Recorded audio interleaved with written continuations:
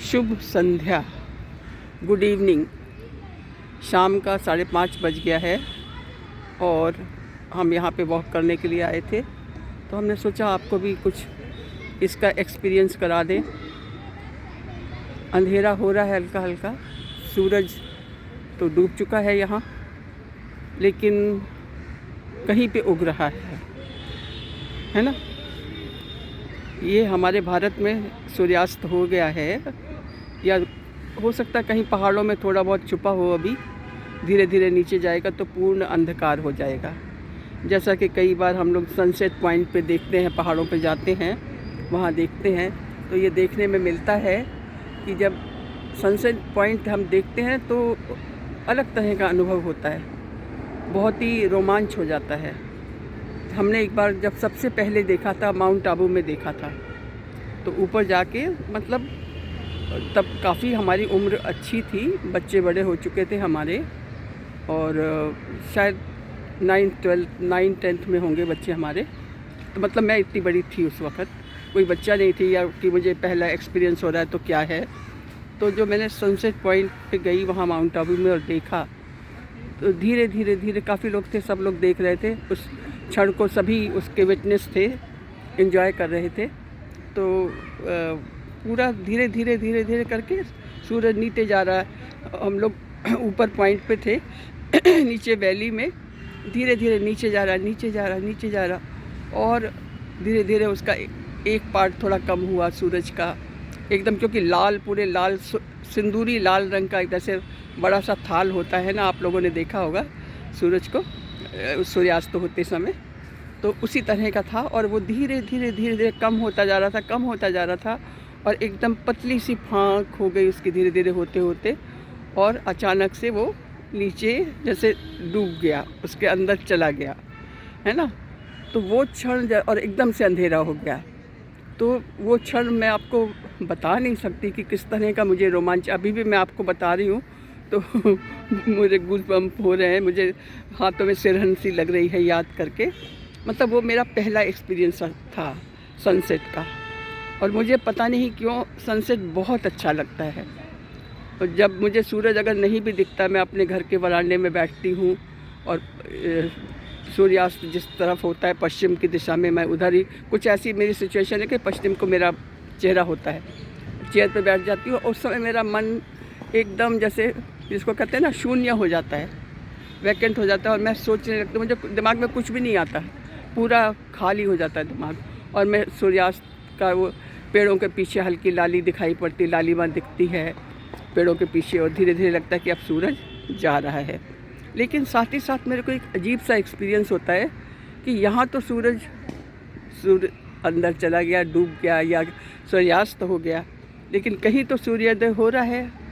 हमारी जो पृथ्वी का दूसरा भाग है वहाँ तो सूरज उग रहा है, वहाँ सवेरा हो रहा है। हमारे यहाँ तो शाम हो गई है और वहाँ पे सूरज उग रहा है।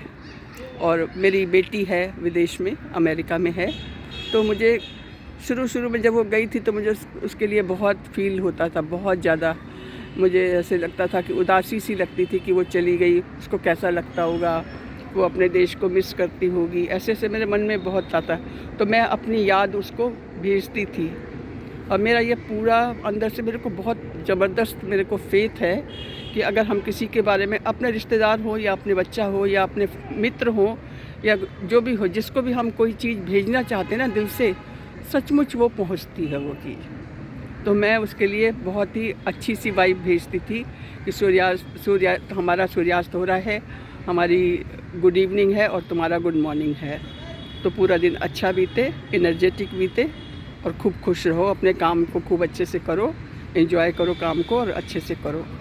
तो मैं ऐसा भेजती थी, और लेकिन मेरा मन अंदर से उदास हो जाता था उसके लिए। शुरू के कुछ सालों में मुझको बहुत इमोशनल लगता था उस चीज़ को याद करके अभी भी मेरे को थोड़ा अलग सा लग रहा है। लेकिन यही है, मतलब यहाँ पे हमारा सूरज, अगर जीवन भी तो ऐसे ही है, अगर कोई चीज़ कहीं ख़त्म होती तो कहीं कोई चीज़ शुरू होती है, तो आशावान रहना चाहिए।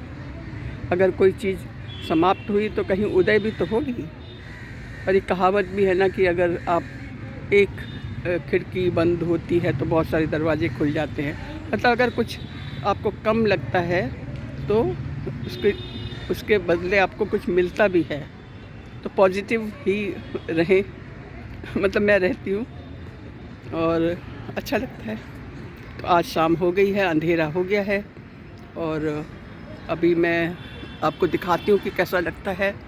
मैं यहाँ पे अपने कॉलोनी का जो पार्क है वहाँ पे आई हुई हूँ। ये देखिए, इधर पीछे सारे उधर बच्चे खेल रहे हैं, मैच उनका ओवर हो गया, ख़त्म हो गया। कुछ बातें कर रहे हैं आपस में, क्रिकेट टीम ये हो रहा है। कुछ लोग वॉक भी कर रहे हैं और पता नहीं यहाँ से दूर जो दूर आपको कुछ चमकदार सी लाइट दिख रही है ना दूर, वो हमारे जिम की लाइट है। जिम में अभी भी उन्होंने दिवाली वाली लाइट लगाई हुई है, खूब जगमगा रहा है वो भी एक अच्छा है। तो यहीं से मैं ये शाम जो है लाइट जल गई है, हमारे पार्क की लाइट सारी जल गई है। इधर ये देखिए लाइट जल गई, अभी अभी जली है। तो शाम हो गई है और इस शाम को आप लोग अपने ऑफिस से घर आ रहे होंगे, घर आके रिलैक्स करिए, बच्चों से बात कीजिए और जो खाना वाना बना है सब लोग मिलके करिए। अगर दोनों लोग काम करने वाले हो तो एक दूसरे का हाथ बटाइए। पहले तो गरम गरम चाय पीजिए, कुछ खा लीजिए, हल्का फुल्का सा खा लीजिए और उसके बाद एक दूसरे के साथ मदद करके हंस बोल के बच्चों के साथ बैठ के थोड़ा एंजॉय करिए, अच्छा लगेगा। काम तो होता ही है लेकिन ये परिवार के लिए भी समय निकालना भी तो एक बहुत बड़ी जिम्मेदारी है। जिम्मेदारी मतलब होना चाहिए। काम तो उन्हीं के लिए काम कर रहे हैं ना, माता पिता पेरेंट्स जो है बच्चों के लिए ही तो काम कर रहे हैं। और जो हमारे जैसे जो बड़े लोग हैं उनका ये फ़र्ज़ बनता है कि घर में जो है जब भी अगर साथ में रह रहे हैं, बेटे बहू साथ में रह रहे हैं, तो उनको जितना भी हम कुछ रिलैक्स कर सकें, उनके मन की कोई चीज़ एक छोटा सा स्नैक्स बना सकें तो वो अच्छा लगेगा, उनको बहुत अच्छा लगेगा।